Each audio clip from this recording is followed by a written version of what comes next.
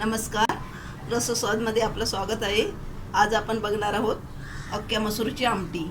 त्यासाठी लागणारे साहित्य बघूया।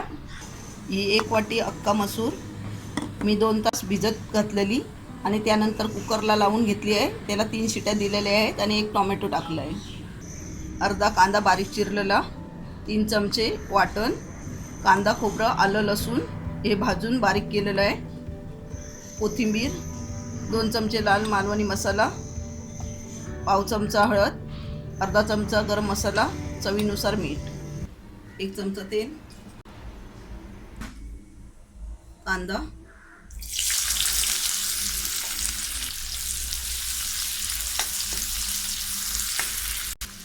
कढीपत्ता,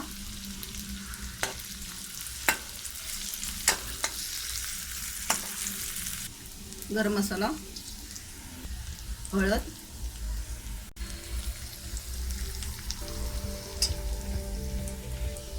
हिंग,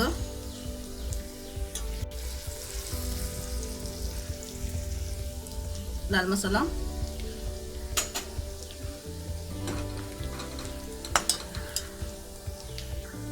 कोथिंबीर,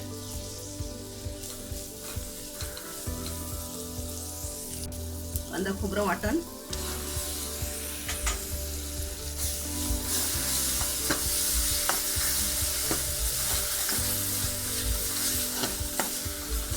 गॅस मंद आहे।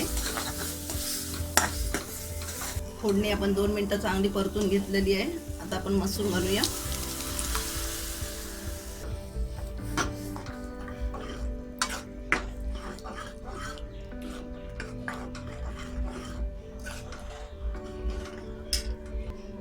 आमटीमध्ये आपण आता 2 ग्लास पाणी घालणार आहोत।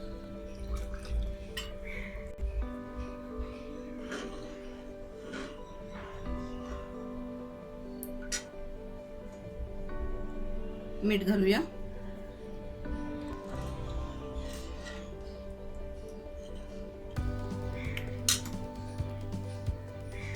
आता गॅस आपण फुल करून चांगली उकळी देणार आहोत आमटीला। मसूरच्या आमटीला चांगली उकळी आली आहे। कोथिंबीर घालूया।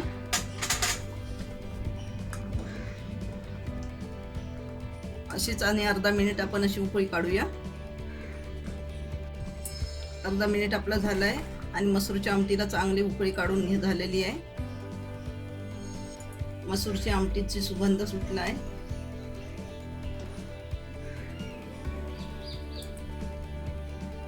मसूरची आमटी आपली झालेली आहे। गॅस बंद करूया।